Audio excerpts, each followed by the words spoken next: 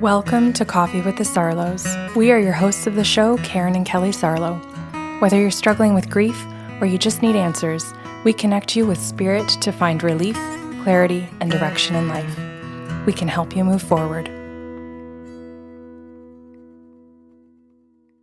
Good morning, Kelly. Good morning. Are you ready? Every morning, Karen sits down and says, I'm all ready to start. And I think, well, yeah, we flipped on the fucking recording devices. I would hope so. So just some light mockery this morning.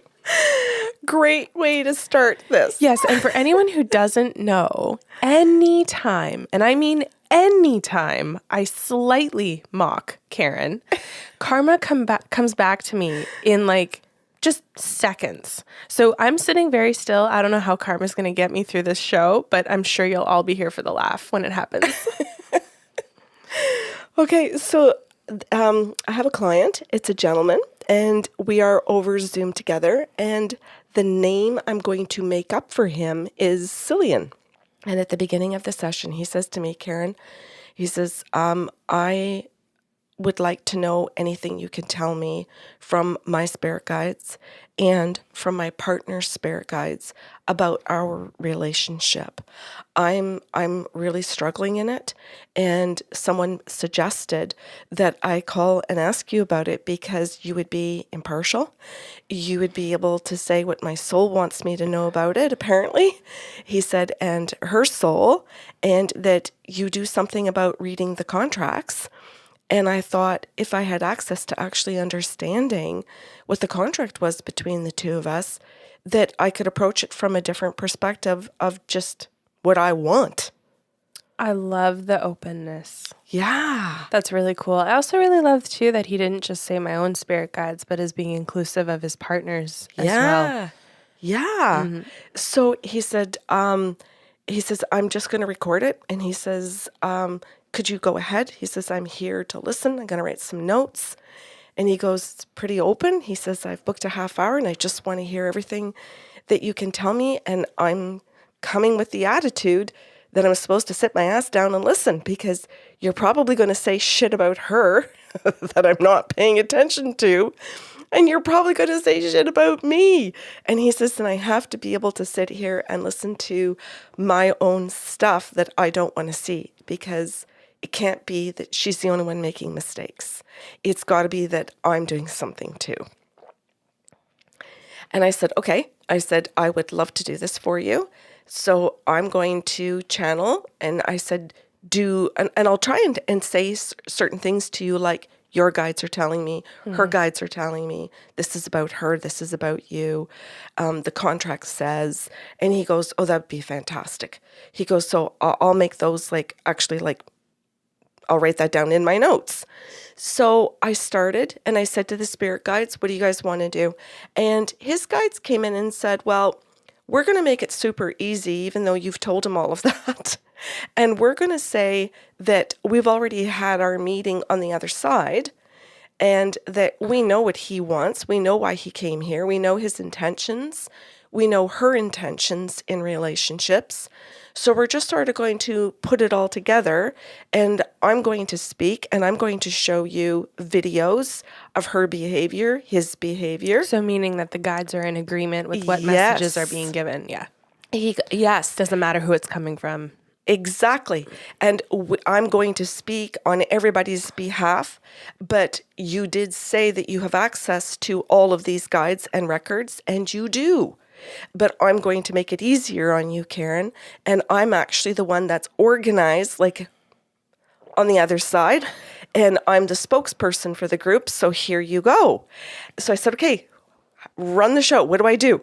And he said, well, you're going to look at a video, and we're going to talk to you about the very beginning of the relationship, and we're going to go to her behavior first. So in her behavior, she approached this relationship in that she wanted a man, she wanted children, she wants a house, she wants kids, she wants the milestones. Yes, and she thinks that she needs all of these things in order to be happy. And that being single, when people say they are single and they say they love their life, she 100% believes they're lying. She believes that they are telling themselves a story because they are losers, because they can't get what they want. And she believes that everybody wants a partner. She believes that everybody wants kids. Why wouldn't you? That these are the things that you should have in your life, because eventually when you're old, these kids are going to take care of you. Like she's got, like she's got certain beliefs, and she feels that single people, when they say they are happy, are totally lying, or they're trying to convince themselves. She feels pity. She feels like, oh, honey, you don't really believe that. You're telling yourself that because you can't get what you want, and you actually suck at the law of attraction. So she feels like she really has to get all these things that she wants, or she sucks at the law of attraction. And what is wrong with her, and what is faulty within her, because her spirit guides, her team on the other side, aren't giving her what she wants. So she feels that it's a failure. Oh, okay. That's a lot to unpack, because that's also a belief that my spirit guides, I'm not sure what the exact definition is, but are also withholders. Yes. So not only do I suck at the law of attraction, Yep. but my spirit guides withhold from me. Like what an abusive relationship to believe that you're in, and everything's a fight. And so how do you believe that the universe is on your side if they're going to withhold from you if you don't do things perfectly? Okay, so that gives me an idea of how she was parented. Well, and I'm going to say parented too, Kelly, by society. Yeah, of course. Like, I'm going to say by the books that she's been reading and the shows and the friends, and how they're talking about that they manifested the job they wanted, and that they manifested the guy they wanted, and the hot tub they wanted, and now they're manifesting a vacation that they want. Like, and that this, like, a lot of the language is around what we're going to say she refers to as spiritual talk, and that the spiritual speak Yeah. is, We'll call it spiritual abuse. is yeah, and I'm going to call it spiritual speak, meaning that the friends, I know we're meaning the same thing. Yeah. That the language is, if I'm getting what I want, I say things like, I'm manifesting it. You know, my partner and I manifested this vacation.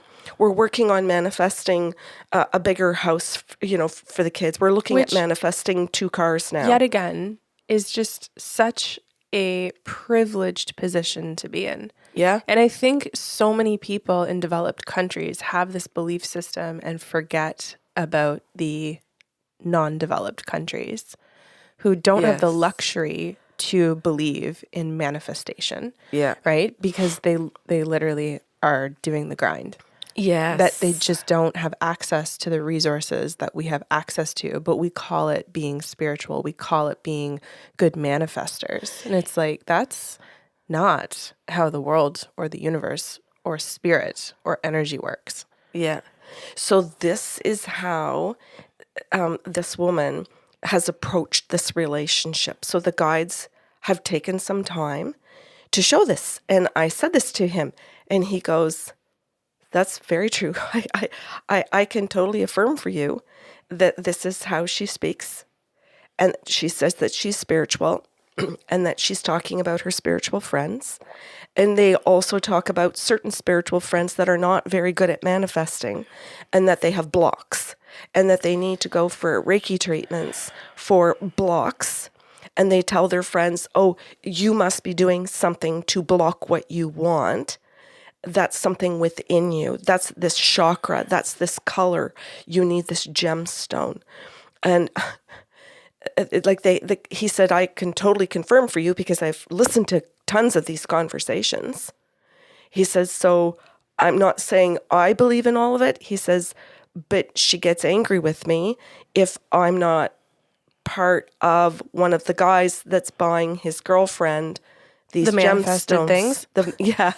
the manifested things, which then means that if I don't agree to buying her the clothing that she wants or booking the holiday that she wants, Oh, who's then at fault there? Who didn't manifest well enough? she's trying to be very careful about her wording because she doesn't want to say that he's the block. Well, no, of course not, because then she manifested a bad relationship. Ooh, that's a doozy. So she's in a conundrum because he will flat out say, well, no, we don't have the money for that. And then she gets angry. Well, we can put that on Visa and we can pay that off. We both have jobs. And he's like, yeah, that's not how things go. We're going to save money. And then when we have the money, because we've earned it, then we're going to buy it. But that doesn't mean the universe manifested it for us.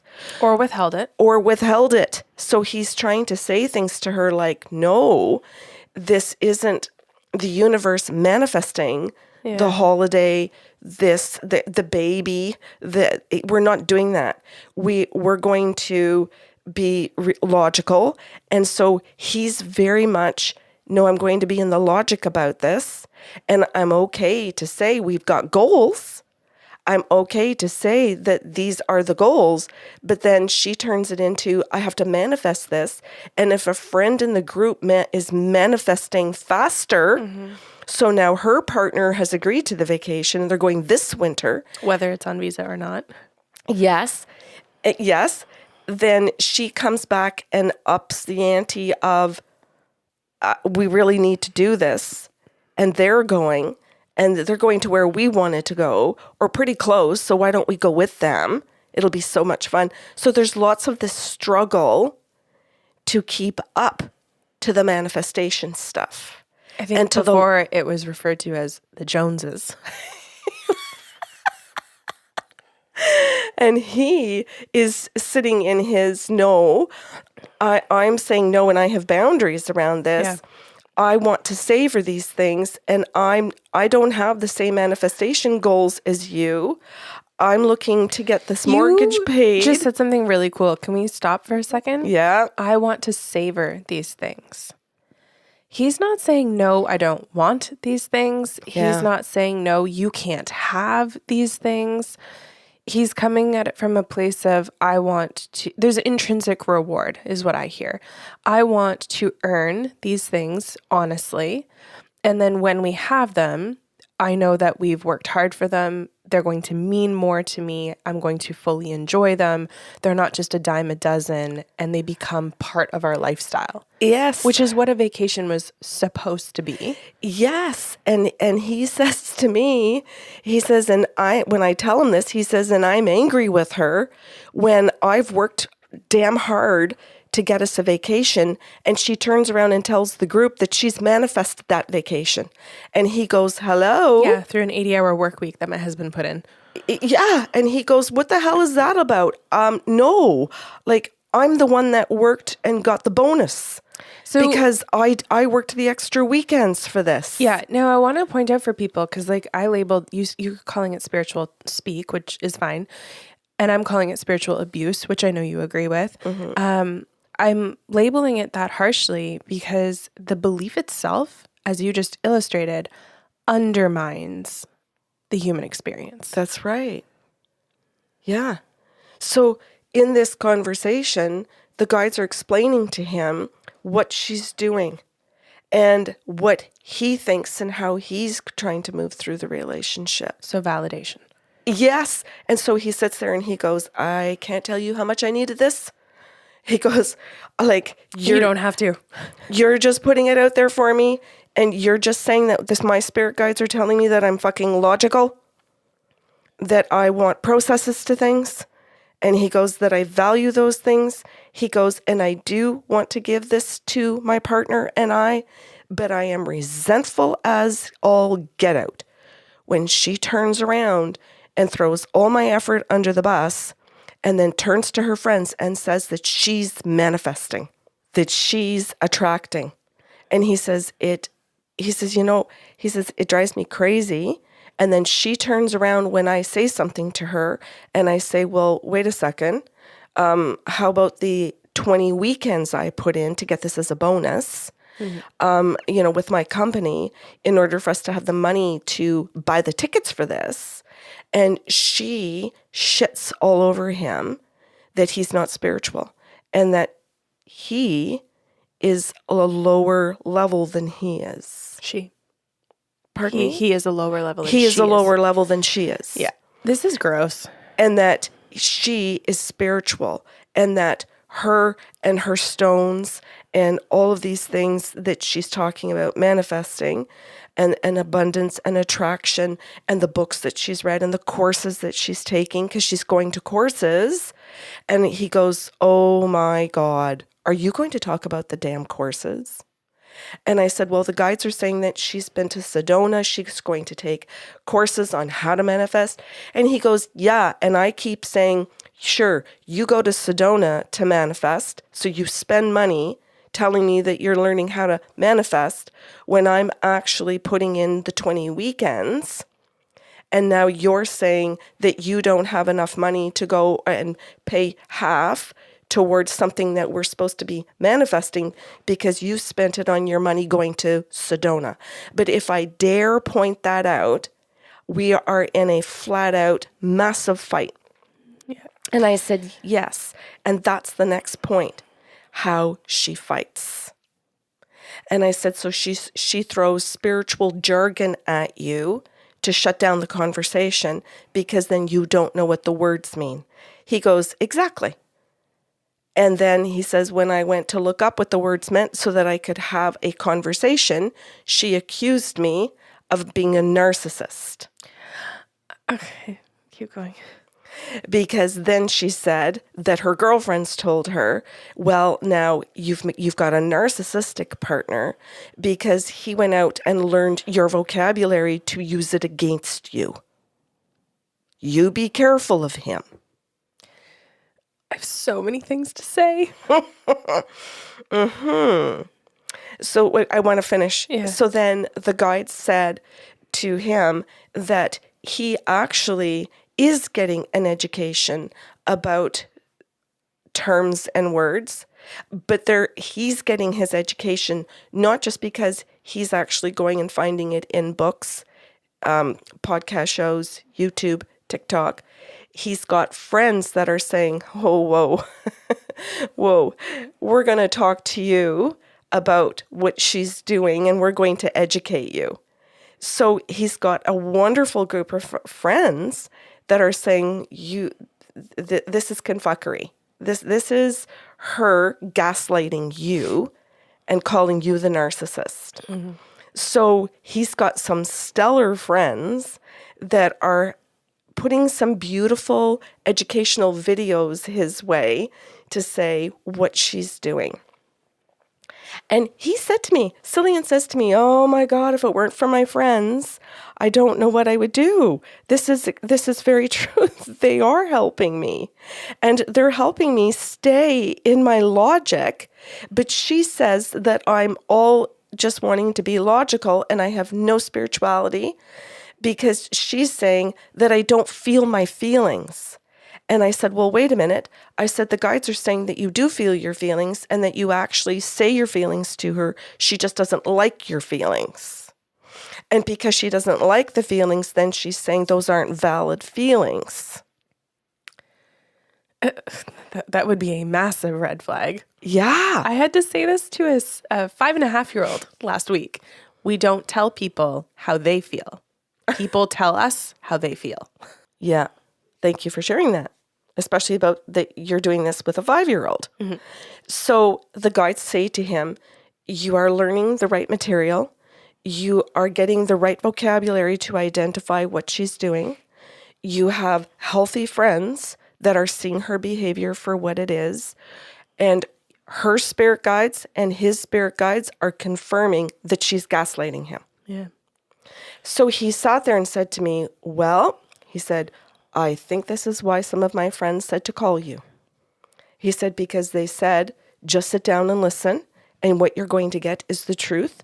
And if you are being the ass, she's going to tell you. Cool. And That's if great. you are the one gaslighting her, Karen's going to say it to your face. What a good reputation. Thank you. It's beautiful. Yeah.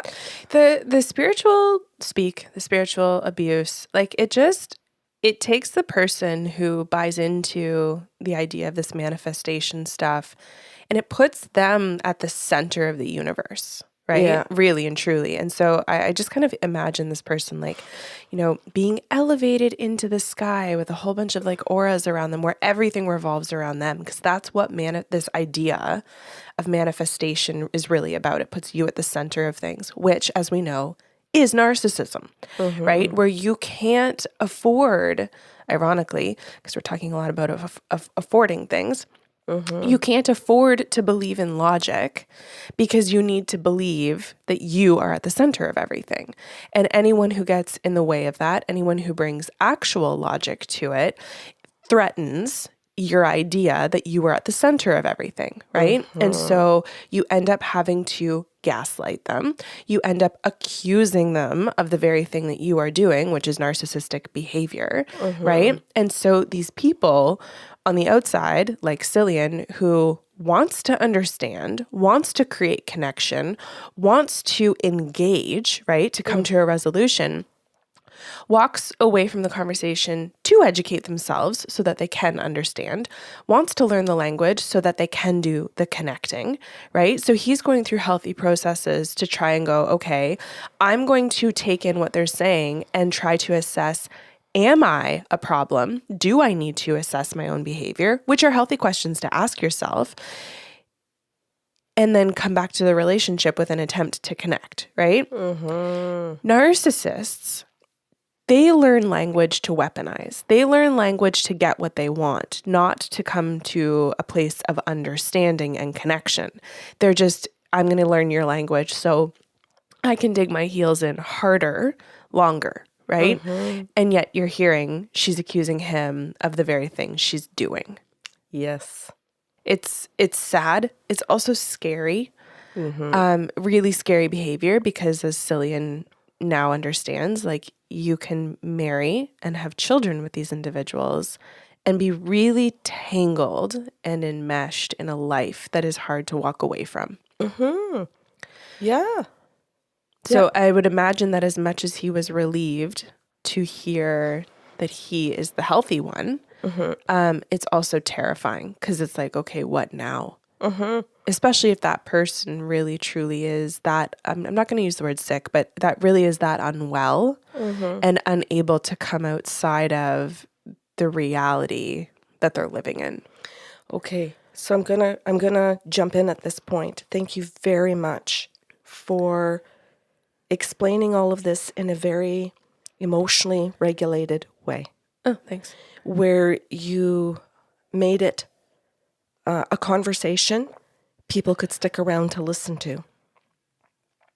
If you had gotten all worked up about that and got dysregulated yourself, we could have lost some listeners because of a dysregulation. You're right. And I'm also learning, because I'm working on my anger, okay, which I'll explain later. Sometimes getting worked up also works to validate people. Yes. And it teaches them that their feelings and their reactions are appropriate and proportionate, right? Because many people, like Cillian, for example, who might be wildly frustrated, wildly angry, upset, scared, all of the uncomfortable feelings in the emotional wheel, might be feeling ashamed of their feelings, might be listening to this as an audience member and being like, holding their breath because they don't know who's right and who's wrong, but they know that they're really feeling what Cillian feels. And then they hear, I'll say, my anger, because I always play the role of the listener, and they're like, oh, it's okay for me to feel these things. Oh my God, it's okay for me to have gone through this process of rage and frustration and being afraid. So then, thank you for saying that. So let's go back to the session right now where the spirit guides say to Cillian, you are having a healthy emotional response to her behavior in the relationship.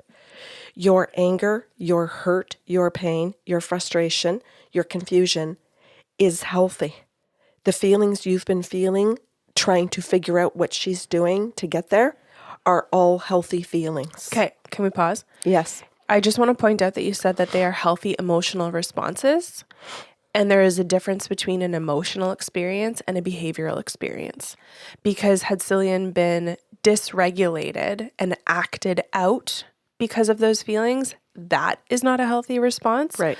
It's totally fine and appropriate to have this emotional reaction to the experience of his wife, right? Emotions aren't bad. Emotions aren't something that That's need to be right. fixed. They are indicative of health or a lack of health. Yeah. So they confirm for him that the feelings that he's been feeling are healthy. Yeah. And he paused and said to me, man, oh man, thank you.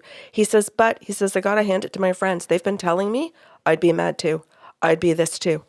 Your response is healthy. Don't shove it down. She's trying to tell you that your emotions are not healthy because she doesn't want what's going to happen if you actually access that emotion and set the right boundary. Yep. So she's coming at Cillian saying his emotions and his responses are not healthy. Okay, so this is called control. Yes. And so the spirit guides say she is doing this to you in an attempt to manipulate and control you and keep you in the relationship. And so that you deaden all of these feelings over time, and she just gets to continue doing what she's doing with less and less resistance to it. Mm-hmm. And he said, wow, he said, my friends have been saying this to me over and over again. He said, oh my God, I got to go and thank my friends when this session is over, Karen. And congratulate them for all their work. I am really excited for you to get to the contract part. Oh, Is it coming? Yes. Okay, great. Then the spirit guide said, okay, we want to talk about your partner's emotions and what she's doing. So he goes, okay, can you describe it, Karen? And I said, well, I think so. I said, they're saying things like that she goes cold. And he goes, he has such a response to me. He goes, oh my God. He goes, I get this so often.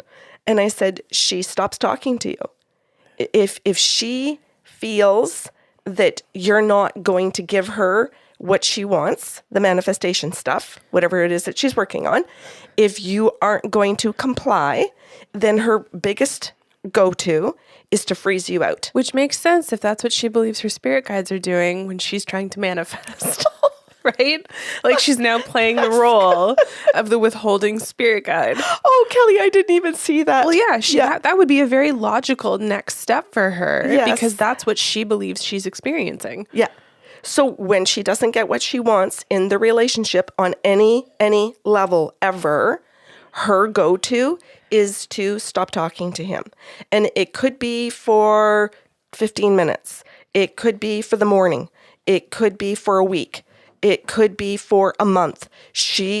There are freaking long periods of time where she absolutely pretends that she's just totally living all on her own. And he said to me, could you go into that a little bit further, please? And I said to the guides, what's he looking for? What just happened? And her spirit guides came in and said, oh, he wants to know if that's when she's flirty with other guys, if she's looking for another partner. And I said, oh my God, seriously? And I said to the guides, what's the answer? And they said, 100% she is. Oh, my stomach. Okay. 100%.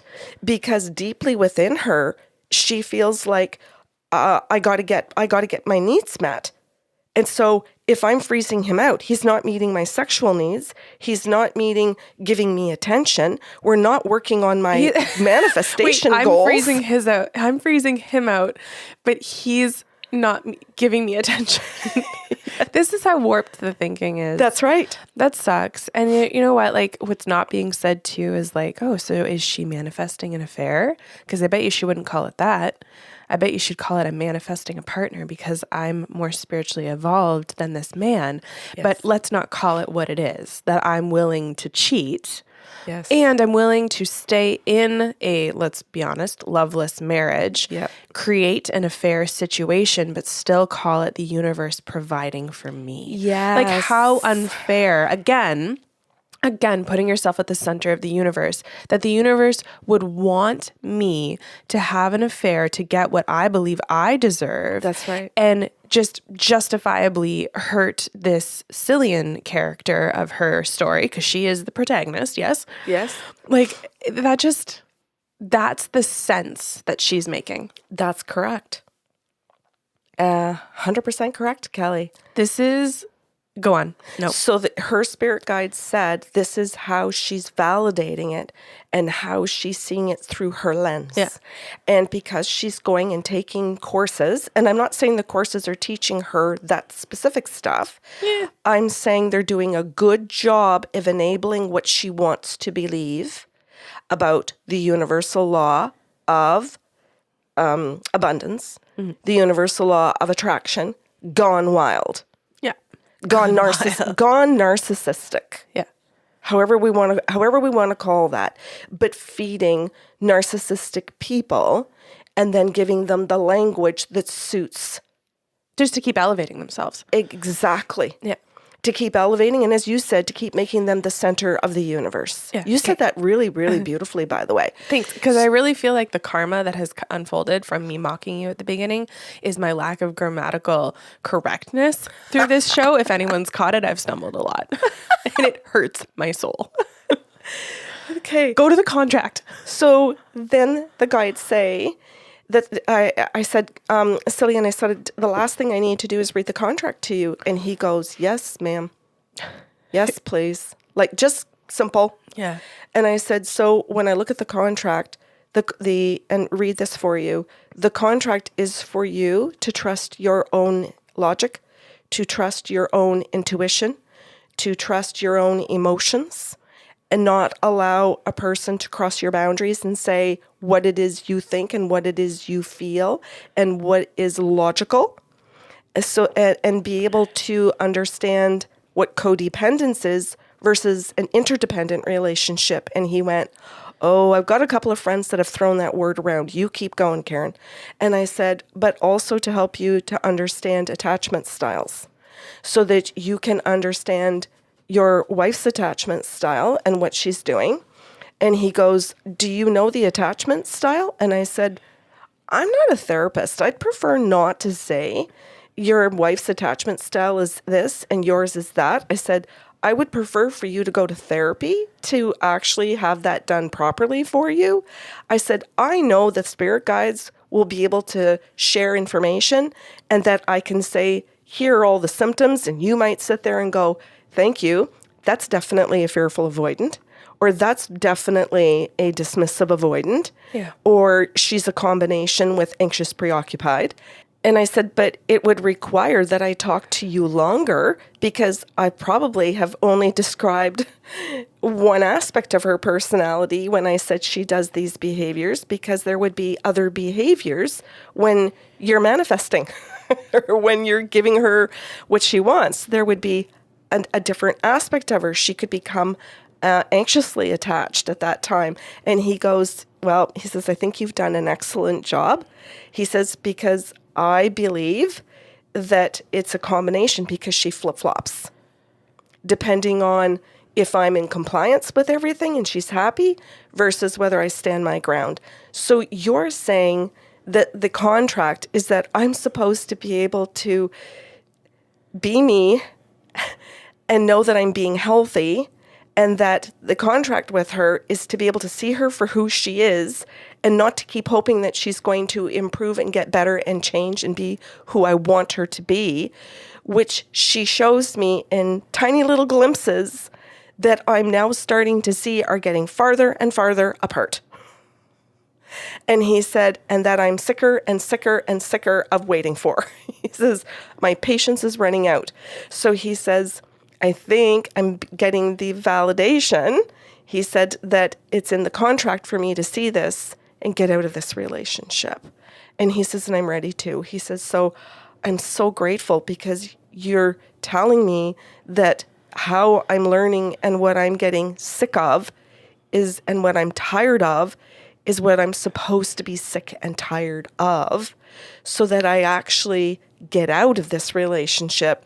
And he says, as much as we've created some things together that I love, that I want in my life, I need to be able to do that on my own now. He says, I gotta do this on my own. Yeah, I want everyone to, who's still tuned in, to understand that nobody's contract, nobody's, is going to be the opposite of what you heard.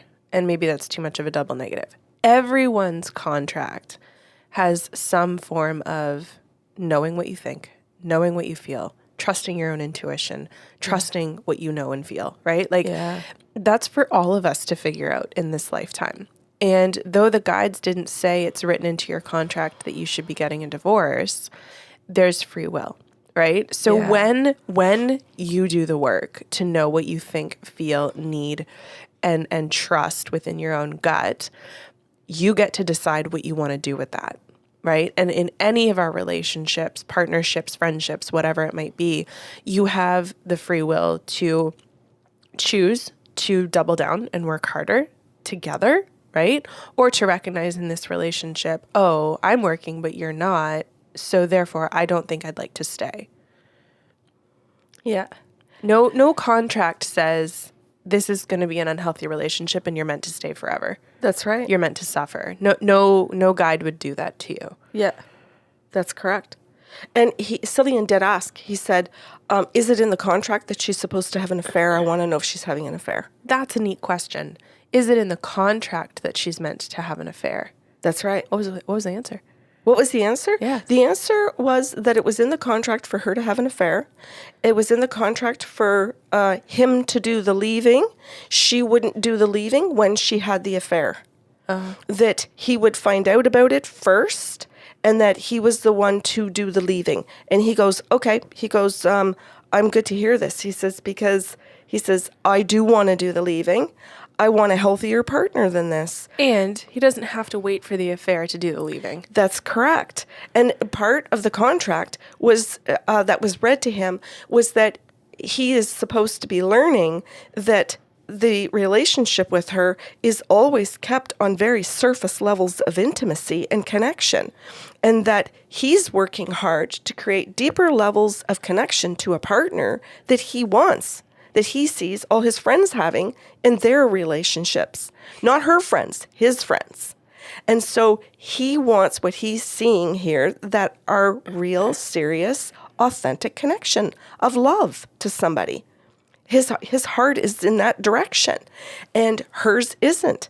She wants this manifesting. She wants this other type of keep relationships on a surface level, and doesn't want deeper levels of connection and intimacy. And he said to me, you nailed it right there. Yeah. And that's what life is like when you've got that spiritual abuse, that spiritual narcissism, where you're at the center of things. Things can't go to a deep, meaningful connection in any direction, whether it's to people, whether it's to the universe that you say you believe in, right? You can't create meaningful connections with that kind of belief system. Yeah. And then he says to me, oh, but Karen, sometimes like when it's good, it's so good. He goes, what about that in the contract? And the spirit guide said, oh, you mean when she gets what she wants? You mean when you've given her 3 or 4 things that she wants in a row? And he goes, where she starts to feel secure because she's in control of what she's getting and your thoughts and your behaviors? Do you mean when she's happy that she's destroying a true connection to you for surface connections? And he looked at me and he went, oh shit.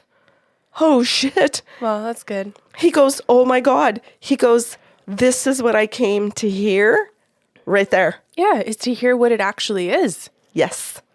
He goes, Karen, I think I just got my $75 worth right there. He goes, and I'm making fun. He goes, of course, I needed the whole time and all of the messages. And he says, but I think what you just said was that it always has to be a certain picture, a certain look. And I said, yes, all based on her criteria, not yours. And I think if I can speak on his behalf, if that's okay, when he says that was the $75 worth right there, to me, that means that exact statement or that exact perspective is the moment that I can't look back with a what if perspective. Yeah. Right? It's like knowing that you can't unknow it and it changes everything. You can't go back. Exactly. Because then she's also saying to him, look, dude, you know what it's going to take in this relationship to keep me happy and here. This will be the sacrifice that you will have to forever make. That's right. And it kind of like an Ursula situation. You will have to surrender your voice. Yes. And everything that you truly are. Yes. In order to be here with me. So the contract is for him to understand that this is the level of a relationship she is holding a man to. Cillian has to say, I'll be that man for you. Or shell. I'll be that shell for you. Yes. Or I want a connection to a woman because I want to love them and be loved by them, be seen by them, be heard by them. I want to be me. And she is saying, no fucking thank you. Yeah. No. Oof. So he, at the end of the session, says to me, wow, he says, I got to say something to you. I knew it all. Beautiful.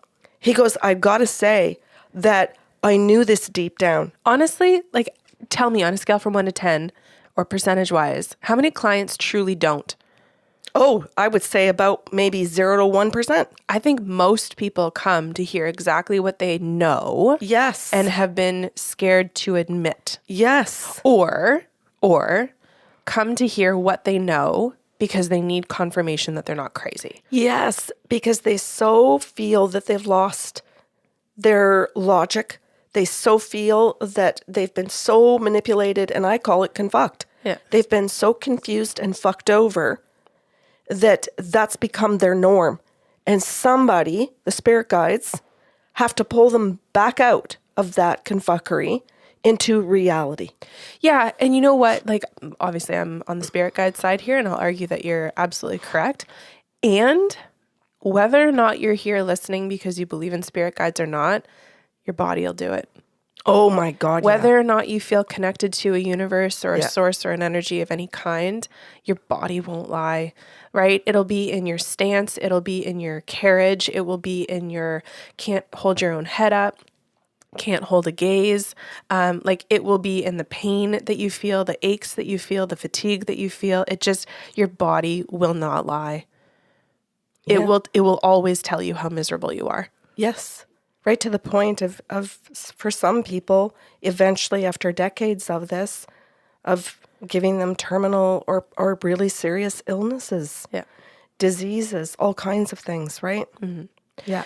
This was a really powerful session. Oh, wow. Super. You're saying it like you didn't know. Oh, wow. Was I here for any of it? Well, I do have a head cold. You did a great job. Thank you. Yeah. And thank you for the story. Thank you for the lessons. I think people will really deeply appreciate this week's episode. Thanks for listening to Coffee with the Sarlos. If you enjoyed the show today, help spread the love with a like, share, or review of the podcast. See you next Saturday with a brand new episode.